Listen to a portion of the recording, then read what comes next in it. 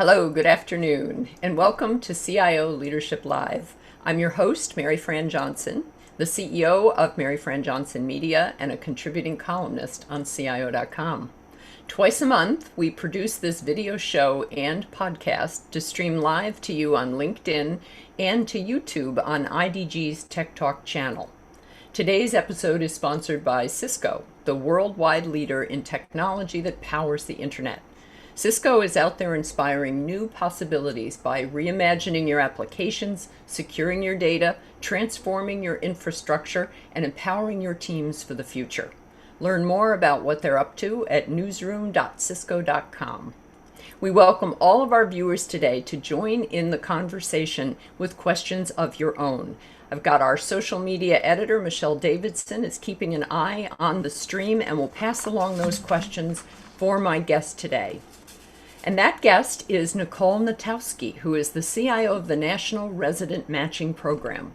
Nicole is a transformational IT leader who's had the rare experience of becoming her organization's first ever CIO and building an entire IT operation from the ground up, and then staying around for the next decade to enable that business to thrive and grow.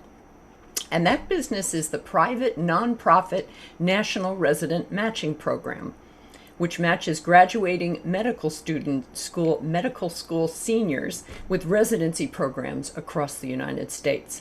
Known in medical education simply as The Match, the program started in 1952 when about 10,000 internship positions were available for some 6,000 graduating U.S. med students. Now it's nearly 70 years later, and the number of those registrants have hit an all-time high of 48,700 in the year 2021. Behind those numbers is, not surprisingly for the audience tuning in to listen today, is an internationally recognized algorithm, comprehensive data reports, and some very advanced technology. And also behind those numbers is the CIO who back in 2011, when the NRMP board decided to separate from its longtime managing organization, this CIO accepted the challenge of building out that entire infrastructure, workplace services, and application suite on a hybrid cloud platform. This was 10 years ago, mind you, when hybrid cloud was not the kind of term that boards of directors were used to tossing around.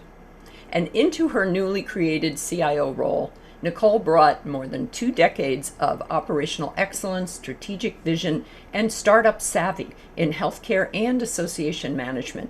Before she joined The Match, she held IT leadership roles at the Association of American Medical Colleges, CareData, and the Maryland Hospital Association. Nicole, it's great to have you here today. Thanks for joining me. Thanks for having me, Mary Fran. I'm very excited to be here today to chat with you. Great.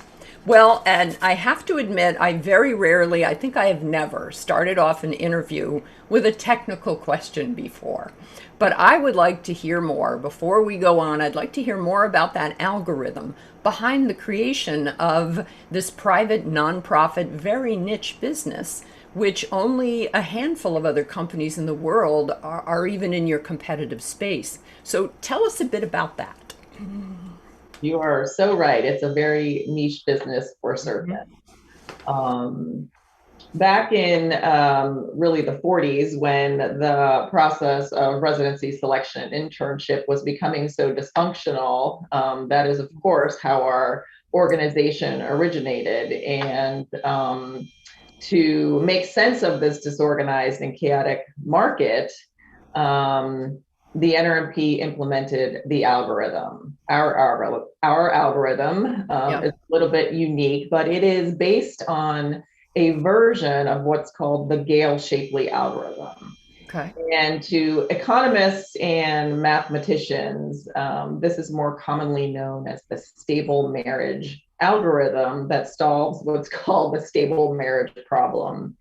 And that problem is really one of when equally sized parties have to order preferences for one another and to make sure that the results are stable. And what it means to be stable is that in the end, parties prefers another partner to the one in which they were matched.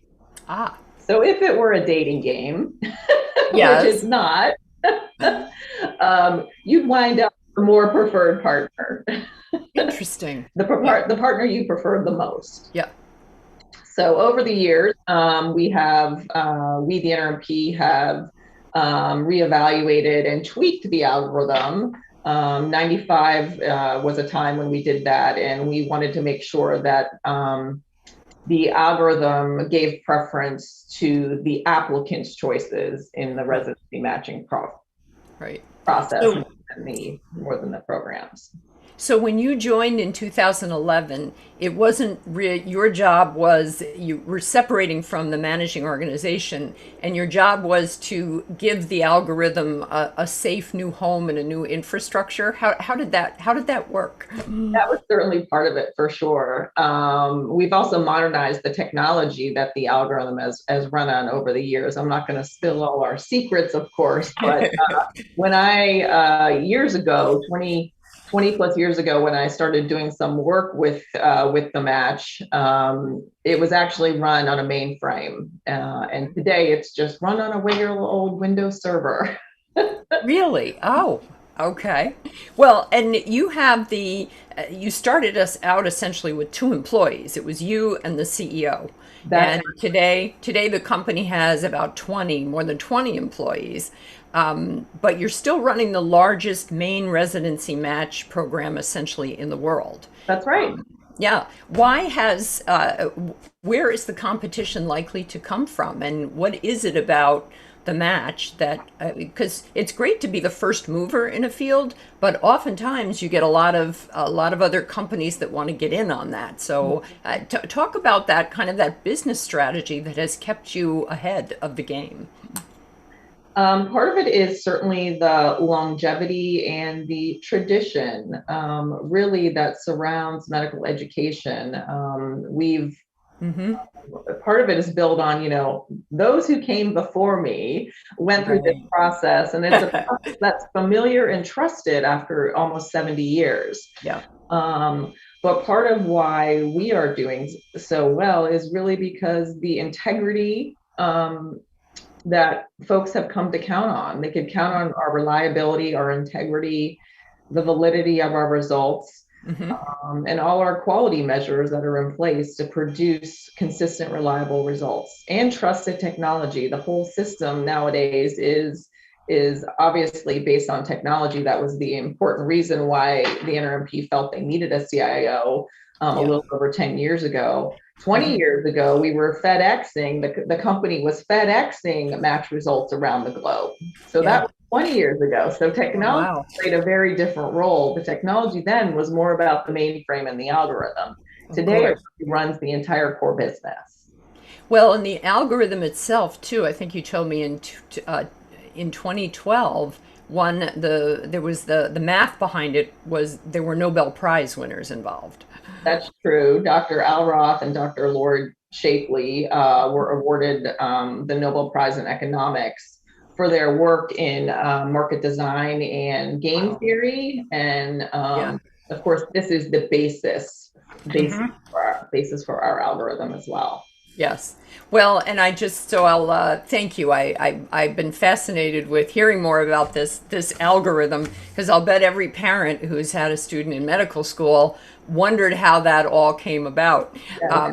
But let me segue over to one of my more usual opening questions and talk about how the last year and a half, the disruption of the pandemic, what kind of impact has it had? Was it kind of not a big deal, or did it change some of the things that you needed to do or were thinking about as the CIO?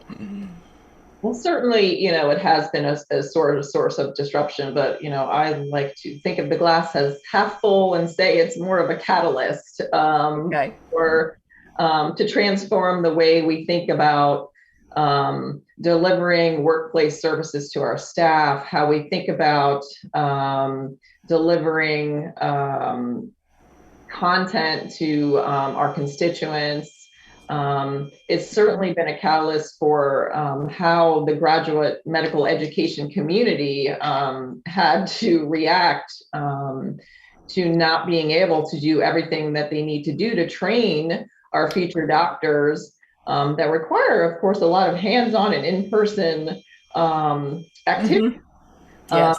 even the interviewing for residency programs that we match these applicants into was all Hmm. virtual, and that is quite a departure from years Yes. prior in the history when everyone was flying around and navigating, the Hmm. flight patterns in the U.S. to try to align their various interviews in different cities, and the Yeah. cost was associated as well. It was all Yeah. virtual this year.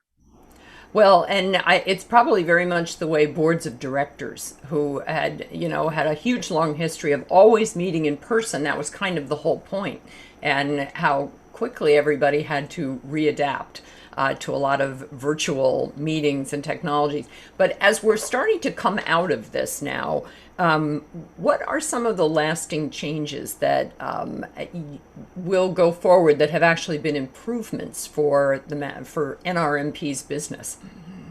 Certainly the hiring and talent Mhm. approaches have a vast improvement, and I'm so happy to where we wound up. Our organization in general has embraced um, hiring talent from all areas of the United States.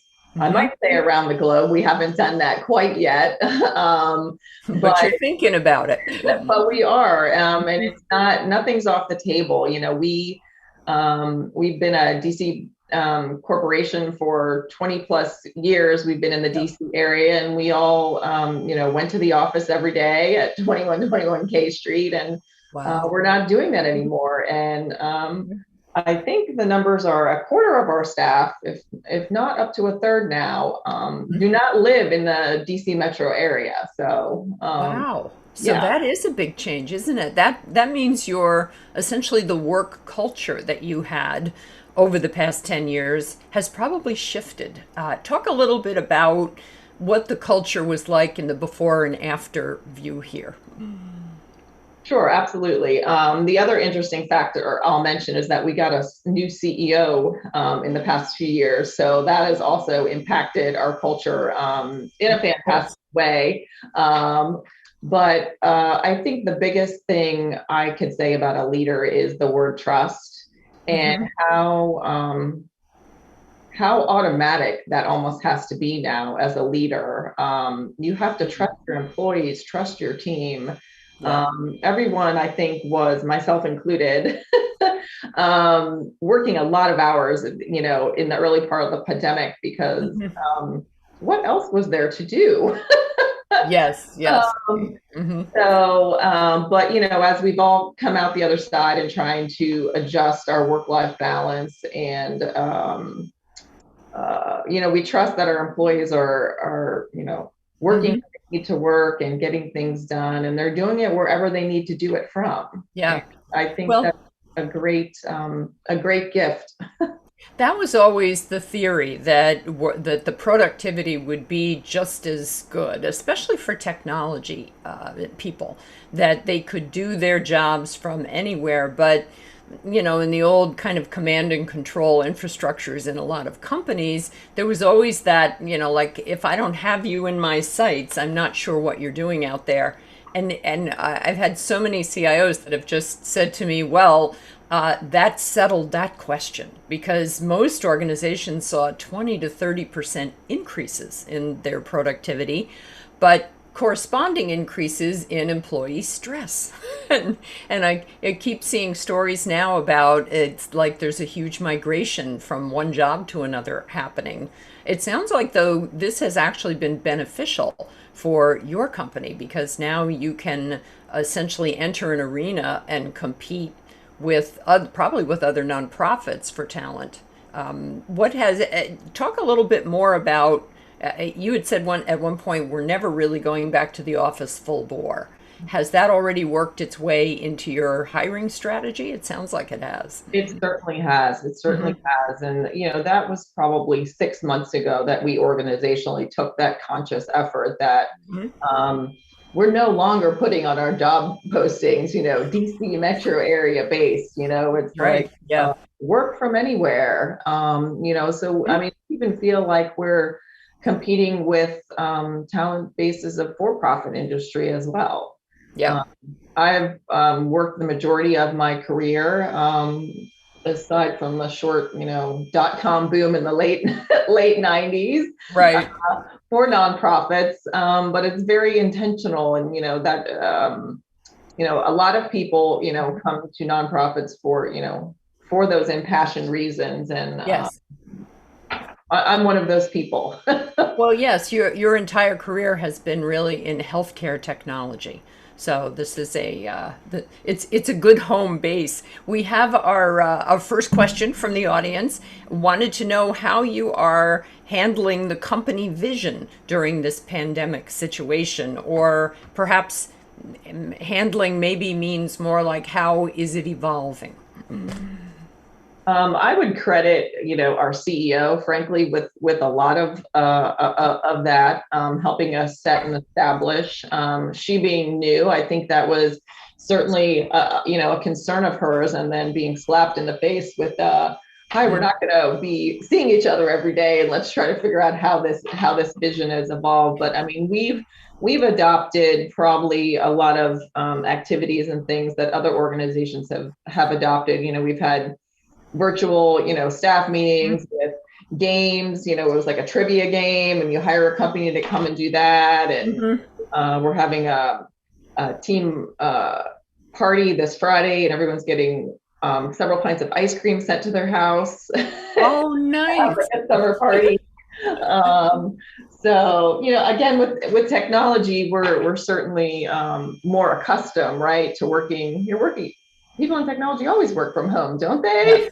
Yes. Yes.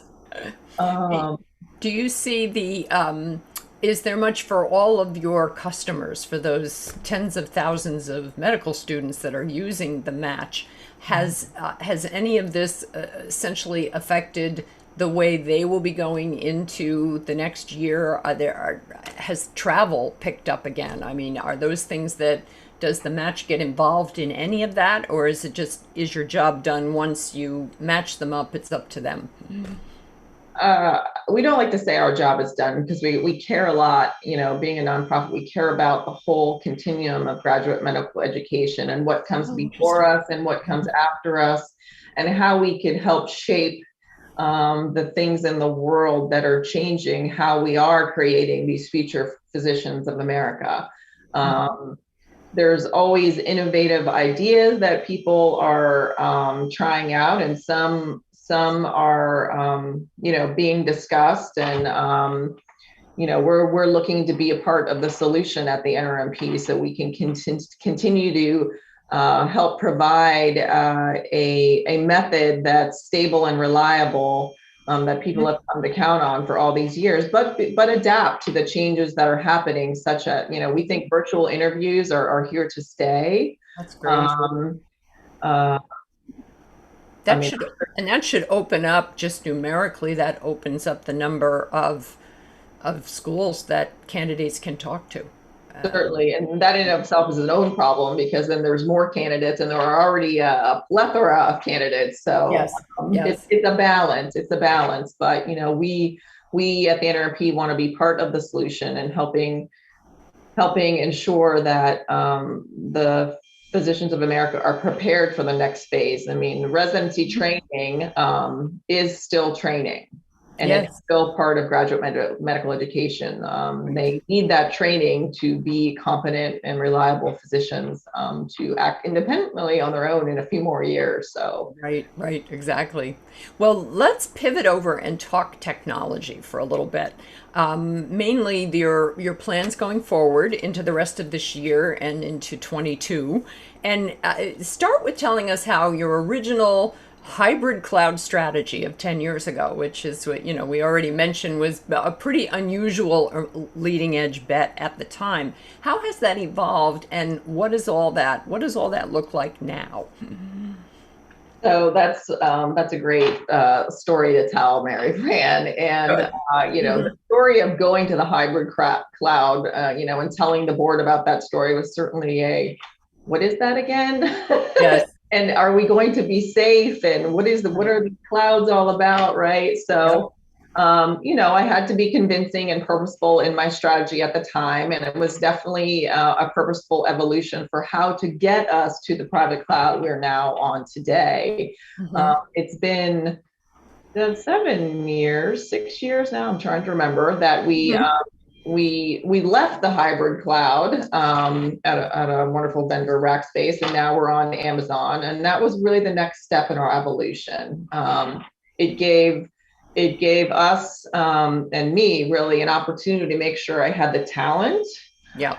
necessary to really run a secure, well-maintained, high-performing public cloud. Mhm. While it's very easy to go spin up a bunch of Right. servers at Amazon, making sure we have the security and performance requirements well established was obviously very Yes. critical.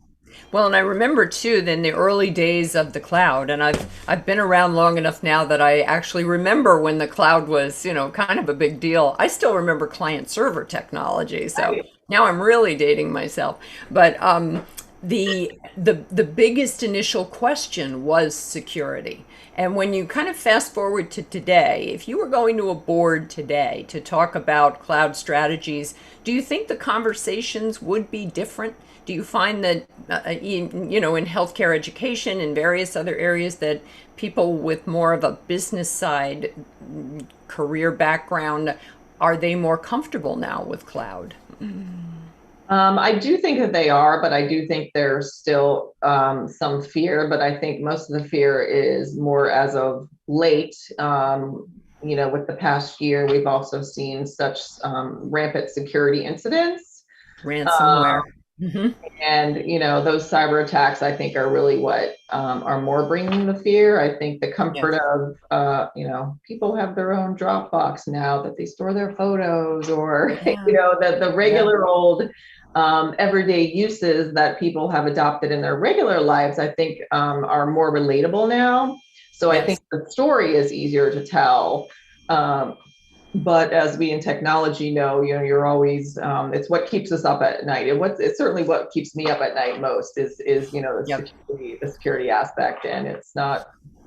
Well, what I find so interesting is that, the top concerns of CIOs all over the years, which has always been talent and business strategy and cybersecurity, those are actually now shared with the board, Yeah. with boards, with CEOs. There's not that huge gap between that used to exist maybe 10 years ago about what CIOs were concerned about and what their board members were thinking of.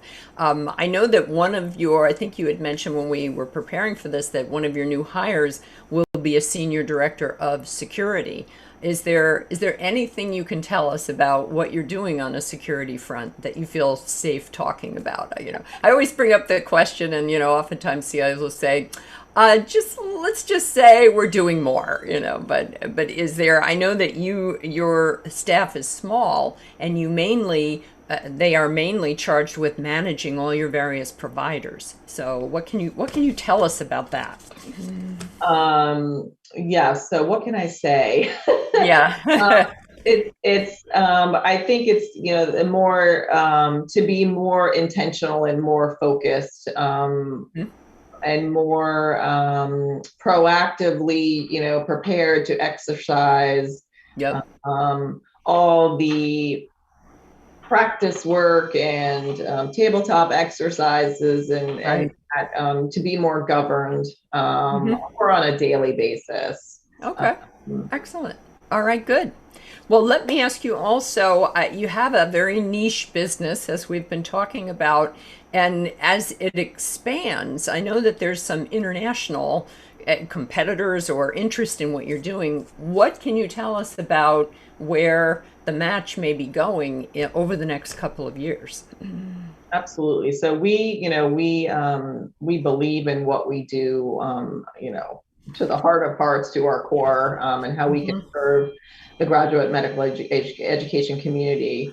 It's not well known, but the NRMP actually has a wholly owned subsidiary called NRMP International.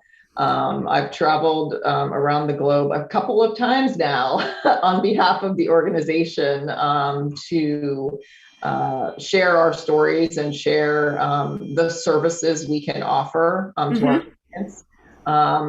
Our current client is the Department of Health in the United Arab Emirates.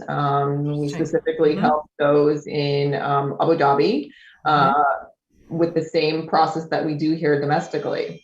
So many departments of health and organizations in other parts of the country over the past decade have been wanting to adopt similar graduate medical education and accreditation practices that are those of the United States. And with that, they want to adopt the same practices and processes, so that in fact includes a matching algorithm to help them with the same type of appointments we do here. Interesting. So that is what we're doing currently for Abu Dhabi. We've had many conversations with other organizations around the globe, and we hope to attract more clients, certainly internationally, doing the same thing we do now. And we're open to other medically related matching programs domestically as well. There's quite a market for. Those are kind of adjacency opportunities. Exactly. That's a fantastic. We actually use that word quite often. Okay, good. Good. I guessed right.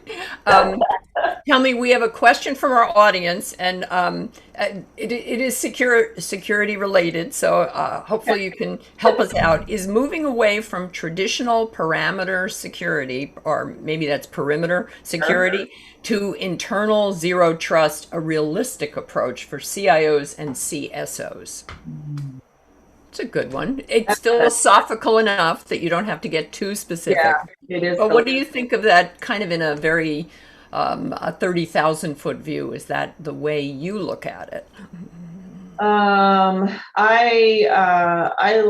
tend to be more on the cutting edge, not the bleeding edge. Are those different? How are those different? The red is already visible and dripping in the bleeding one, right? Yeah, I guess. Yeah, bleeding edge always sounds pretty traumatic.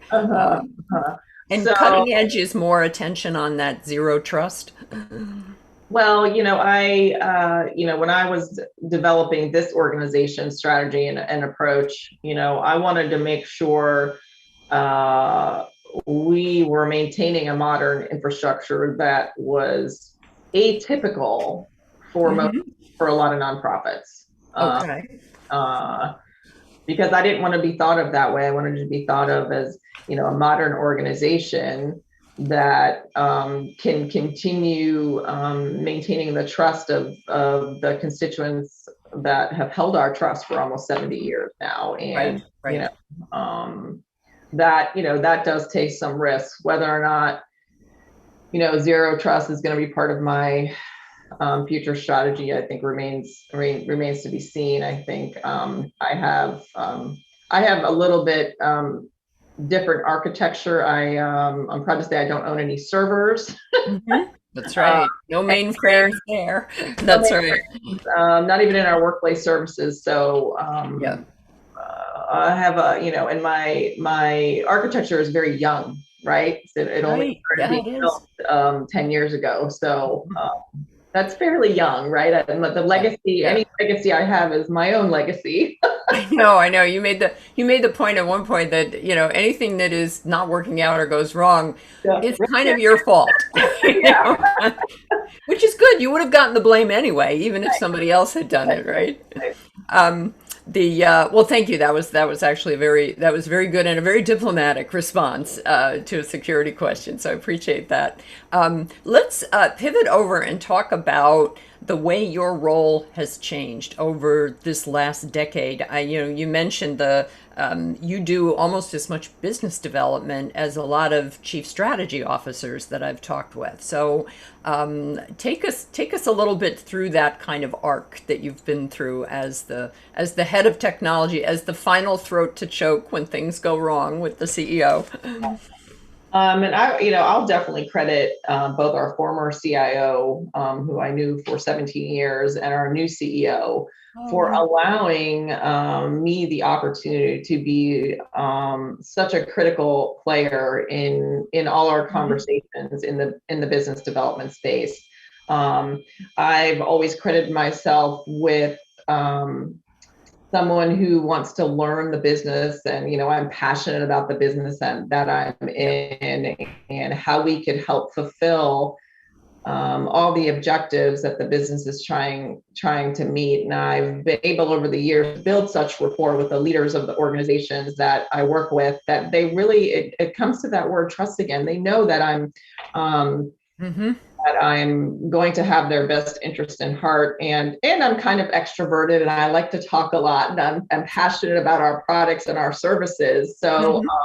I know a lot of details, obviously, about the services we could deliver. And really, when we're talking about business development, we are really selling our software as a service and matching expertise as a service. Those are really the things we're selling. So, Yeah. as the CIO, I have so much knowledge, obviously, and awareness of those aspects, that it's really Hmm. more logical that the CIO, as long as they were a person who had interest in that, Yep. could really make such fantastic contributions. Well, Um, and who could also speak about it in business graspable terms, pretty much right from the get-go, it sounds like. And I Certainly. mean, was that something that in your prior roles and the other healthcare organizations that you worked in, was that something, has that always been a fairly natural ability for you to be able to talk in business terms essentially about the work you're doing, to be that business development executive as well as a CIO? It actually has been, Mary Fran. And, Mhm. the other opportunity I could tell a story about is when I worked at the Maryland Hospital Association Mhm. in the mid 90s. They actually started a for profit subsidiary called the Center for Performance Sciences. Yep. Much the same way, we had built back then what we called the decision support system, built on some claims data, insurance claims data.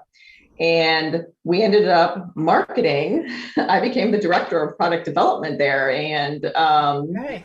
Mm-hmm. helped market that product again around the United States. And we, in fact, started selling that product line to other health and hospital associations around the United States. And Yes. then that's what led me to my .com era. I was working at it as an independent consultant because the Center for Performance Sciences decided to sell that product to a .com, and then they're like, please, you're the woman who helped invent this Right. this product, Yes. come help us come help us market it to our future clients. So Great.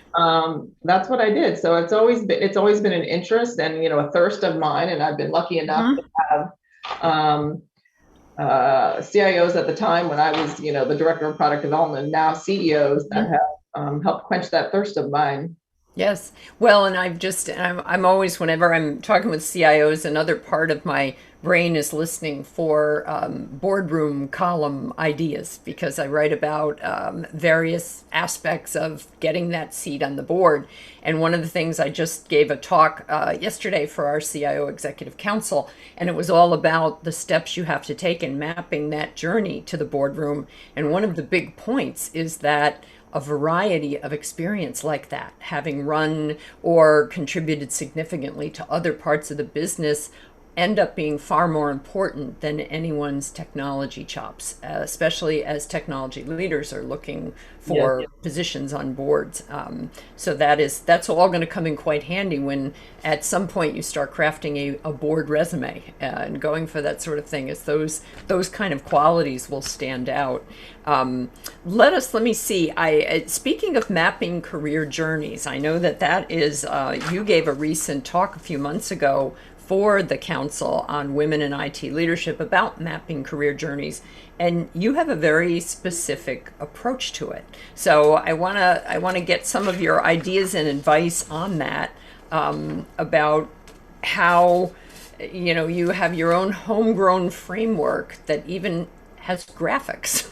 So what kind of advice do you give when you talk with other colleagues and CIOs about mapping that career arc, and also talk about how your map may have changed over the last year and a half as you've had to, I believe at some point you were calling yourself a recovering workaholic, which So I true. love that term. I've been using it myself because even when you run your own business, you find yourself becoming something of a workaholic again. And I think we all tried to take a pause during the pandemic to, evaluate those sorts of things. So take it away on that. Talk about mapping careers and changing things, adjusting your map as you go along through something as remarkable in everyone's lives as the last year and a half. Certainly. And obviously my, I guess, wisdom on this has certainly changed over the years, and I probably didn't have as much wisdom, 30 years ago as I do now on this topic. Mhm. But, what I like to start out with is recommending to folks that you are your own professional GPS, right? You can't Mhm. um, let others navigate your path for you. Mhm. So when you are considering making your own map, and I do encourage the young folks I talk to, both men and women, to really make your own map. What's always been easiest for me is to look at my life in decades. Um, Okay. even Mhm. back when I was in my 20s, it's like, where do I want to be 20 years from now? Um, but being thoughtful about what is going to fuel you, who's going to support you, who are your influencers, and what do those things help you infuse your own career journey with. Like I said, I encourage, it doesn't have to look like a map, but I encourage people to write these things down, and really think about how your life trajectory and your career trajectory are going to intersect one another. Certainly, as a working woman, I'm a Mhm. mother, I'm a wife, I have two kids. Um, I was very purposeful in my own journey that I wanted to get my career established to a certain point before I got married and had Mhm. children. Um, Not everyone is that way. I have a cousin who's 7 years my senior. She had children right out of college, but after they were Mhm. grown, she decided to change careers, and that was fantastic for her. Yes. So, everyone's is different, Yeah, but it is. Mhm. you have to navigate those choices. Um, Mhm. and a lot of it is your choices. Yeah. So, Well, and listening to you, it's hard to believe that in your 20s, it's so hard to figure that out because you're at a. So I remember one of the books that was so huge back in like the 70s and 80s, and it was the one about, now I'm forgetting the name of it. It was the different seasons of your life, passages.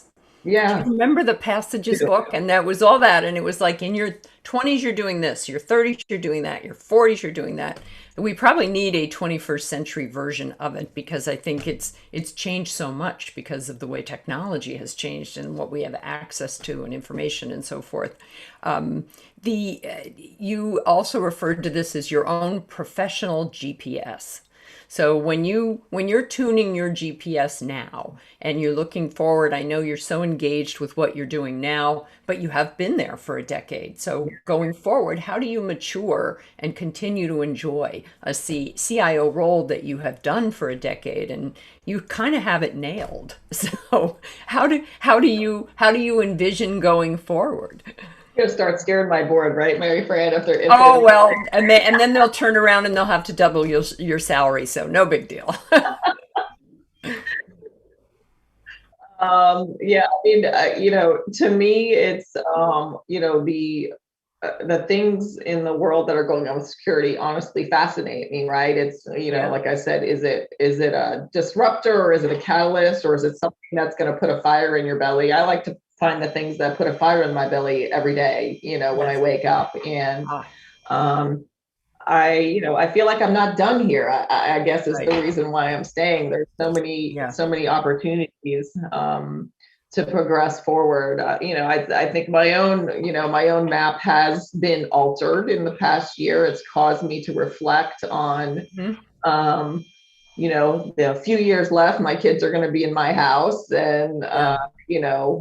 trying to really throttle that workaholic tendency that I think is harder to do when you're working at home. It's hard for people who are natural workaholics. I think it's harder to do when you're at home, and Yeah. so that's Isn't it funny? Yeah. yeah. Because you'd think we'd all, you'd think we'd all get smarter at that sort of thing. But I have days like that now where where I have to say to myself, "What were you thinking? Why did you set up so much stuff in this day?" And we're having more pizza that we order than we did like when I was working out of my house, full time. What kind of conclusions have you come to about, or maybe what is your best idea for tamping down for keeping that workaholic recovering, I guess? Yeah. For me, it's been making an effort to invest in myself. I started playing tennis again about a year ago, and that's been the most Wonderful. fantastic thing I've ever done. Finding something else that fuels you. When I say what fuels you, it doesn't necessarily have to be a work initiative. And in fact, Mhm. it probably shouldn't be. I'm in a book club. I try to read 30 books a year is my goal. I try to read Oh, 30 books a wonderful. year. I love to read. Yeah.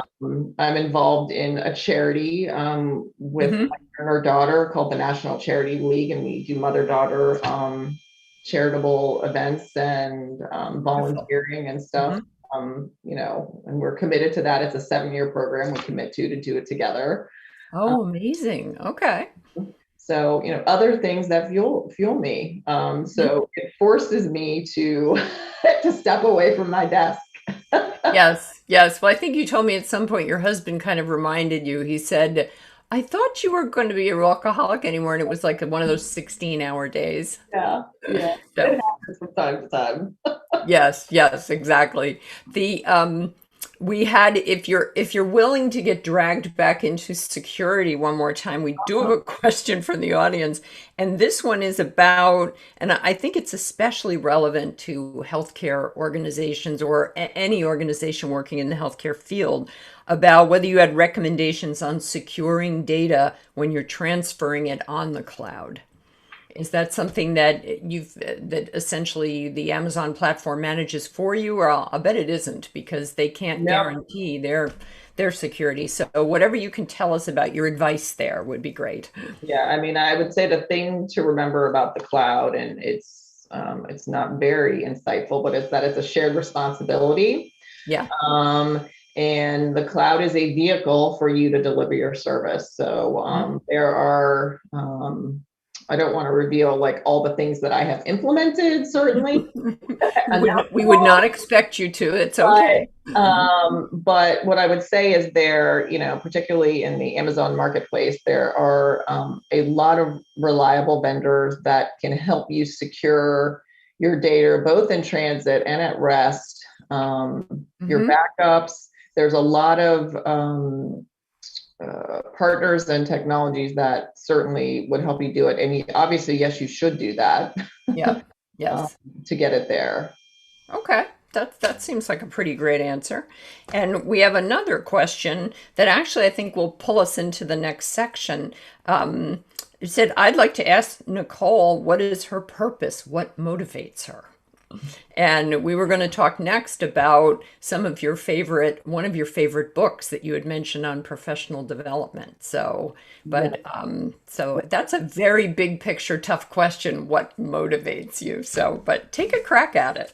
I'm going to, and I will credit the current CEO, Donna Lamb, with introducing me to this book called Authentic Gravitas by Dr. Rebecca Newton. And Mhm. it is one of the best professional development books I've ever read. And my favorite quote from that book, and it applies to just your everyday life, not just your work life. Mhm. My favorite quote is, "What kind of impact do I want to have on the people I encounter today?" So that doesn't have to just be at work, right? What kind of Right. impact do I want to have on the people I encounter today? Hmm. Um, so, that's both in the charitable acts that I described, that I want to give back to my community and my surroundings. I want to be a great example for my daughters, for the people Hmm. I work with. I want to be a leader that people want to be like. One of the Yes. most touching emails I received a couple of years ago, a fellow I used to work with became a CIO, and I was so happy to see Mhm. it. On LinkedIn, I'm like, congratulations, this is so wonderful. He wrote Yeah. me a lovely note. It was short, but he's like, thank you, Nicole, for being the kind of leader and Hmm. allowing me to watch you build the relationships you built with the people in the business, and spending the time you did to learn and care and be passionate about what they do. He's like, that's one of the things that stuck with me the most. That's And he says that he tries to use that in his role today. So great. Well, that's pretty cool. That's pretty cool. Now, I know as I was looking at the book. I also love to read, although I rarely read things that are like quote unquote good for you professionally. I tend to focus. I'm very excited about like Daniel Silva's newest book coming out. I love the spy novels. It's yeah. called the Cellist. It's called. But I've also on the podcast front. I keep talking it up every time I get on a call with the CIO. Brene Brown's new podcast, Dare to Lead, and she finishes all of them where she says, stay curious and kind and awkward out there, and it's all about. And she interviews a series of authors of different books. And one of them that I'm reading right now is called Burnout: How to Complete the Stress Cycle. And it's by this wonderful pair of sisters. One of them is an orchestra conductor, and the other one is a technologist, I think, of some sort. Amelia and Emily Nagoski, I think is their name. And it's all about the science behind stress and burnout and how you have to complete the cycles so that you feel better. And it's filled with really fun stories. And it was listening to them being interviewed on Brene's podcast that made me go and get that book. So I've been finding myself reading more of those business and kind of professional books because there are ways that they can be made very interesting. I'm going to pick up that one. This book that I recommend, I feel, is the same way. It's very relatable and Yes, yes, enjoyable. exactly.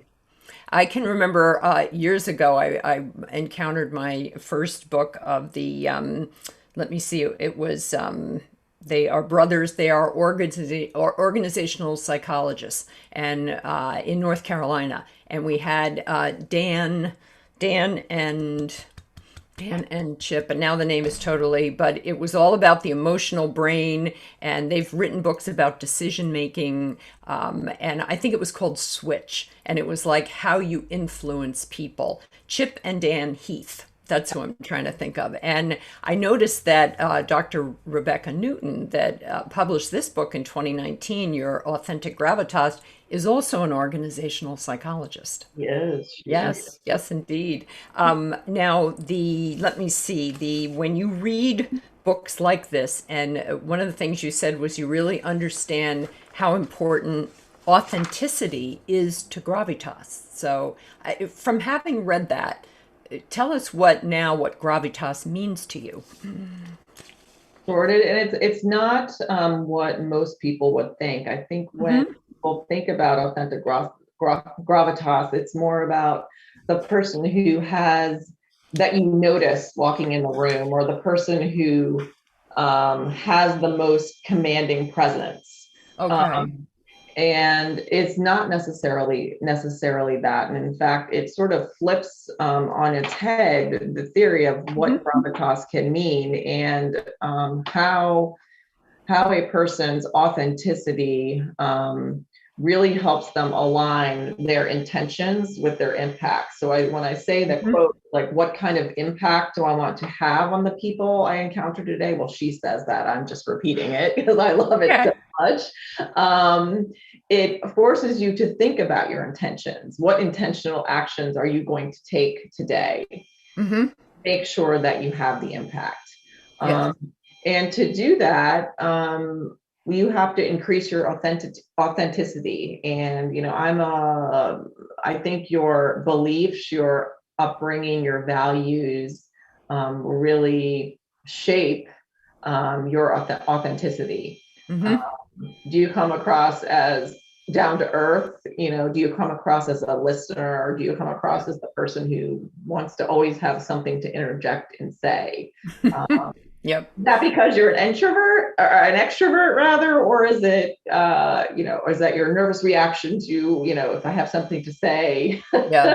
Yep. Um, so it's about and they say this in the book, and are it's more about the small things that you do Yeah. all throughout your day, Hmm. beforehand, during, and they say the spaces in between. And I love how they say that the spaces in between matter more than the big things sometimes. That's right. Yeah, it's the little things. Well, whenever people start telling you a story, it's usually based on some relatively small incident in their life that had a big impact. And it's true, gravitas uh, feels like statesman-like executive presence. I mean, just the word itself feels weighty, but it's really more about the weight of your impact on people around you, and just kind of like how you show up in the world is one of the ways Brene Brown always refers to it, which I think is just a great way to sum that up. Yeah, and I have, a funny story my dad likes to tell from when I was learning to tie my shoes. And Oh, wow. I have a twin brother, Oh, and so we were, of course, they tried to teach us the things at the same time, right? My of dad course. likes to tell this story because he thinks it's a great description of how I attack everything in the world, really, since he's known me, which has been my whole Yes. life. So There you um, go. we were on the bottom step in, my parents' house in the foyer learning to tie our shoes. And, Yeah. they showed us once or twice. And, I sat there until I could do it. And Yep. it was like hours. My brother tried like 3 times. Is like, I'm done with this. I'm going to do this another day. He gets up and walks away. Yep. So, Yes. it's just the perseverance, Yes. and the, intention of I'm not going to give up, until I Yep. saw from. Yep. Probably could be why I'm a workaholic too. I don't know. Maybe that feeds into that aspect too, Maybe. right? Well, I was thinking about the whole extrovert introvert thing, and the joke I always make about our people, the extroverts, is that we're speaking before we think, or we're thinking as we're speaking. Mhm. Whereas introverts, and that would be the vast majority of the CIOs I talk to, they always think before they speak. So it's often a more thoughtful, in a way, I tend to think of CIOs as having more gravitas because a lot of them are introverts and they do tend to just be very thoughtful in their replies. Whereas with, especially, and I'm way off the chart on extroversion. In fact, this is why I think the last year and a half has been incredibly difficult in terms of social interaction. The minute we were all vaccinated, I'm in Massachusetts and we have a very high percentage of that here. I've got several lunch and dinner appointments I've been making with people. I've been getting out of the house every time I have a chance. And my husband is the other end of the spectrum. He's one of those thoughtful people and an introvert. And he's like, he's exhausted just watching me hopping out of the house. He's like, what? Another meal out? So it's just, I'm looking forward to a time when our Leadership Live shows can be done again in the studio and I can get people to come in. And it's just, A that real is going to. fireside chat, right? Yes, exactly. That's going to, well, and I probably 6 months ago would have told you that we had better, deeper, more fun conversations in person. But I think as we've all gotten used to working on video and understanding about staring into the camera on where we've almost got this like bifocal kind of view of the people we're talking to, I now don't see as much difference in it. I really think we've all warmed up, I guess, to the idea of being able to communicate virtually and on video this way. I would concur. I would Yes. concur. Yeah. Great. Well, thank you so much. You've been so helpful, especially with all those security questions. For a CIO who said, "Well, let's not get into too much security stuff," we ended up getting a lot of questions about it. I think it's on everyone's mind because there's so much ransomware in the news, and it's also very big with our boards of directors these days too. So it's just I thought your answers were very good, and I think you are on safe ground every time you talked about them. So thank you so much for joining me today. It's really been a very fun conversation, and I've definitely got Dr. Newton's book on my list to look into very soon, and pick up on some of that authentic gravitas. Thanks, Mary Fran. It's been a pleasure. Really enjoyed our time together today. Yes, so did I. Now, if you joined us late today, don't worry, you can watch the full episode of my conversation later today. It'll be on LinkedIn for a while, but also on our website, CIO.com, and then on YouTube's IDG Tech Talk channel. CIO Leadership Live is also available as an audio podcast wherever you get your podcasts. I hope you enjoyed today's conversation with CIO Nicole Natowski of the National Resident Matching Program as much as I did, and that you'll come back for our next episode when I will be here on Wednesday, July 21st, again at noon Eastern, and I'll be joined by John Marconti, who is the Global CIO for Vanguard. Thanks again to our friends at Cisco for sponsoring this episode, and do take a moment to subscribe to our YouTube channel, IDG Tech Talk, because I'm sure that you don't want to miss any of our shows, and you can actually find all of our previous shows. We're up over 75 interviews with CIOs who are, every one of them, just as interesting and grand as the CIO today. So stay well, and we will see you here next time in 2 weeks. Thanks.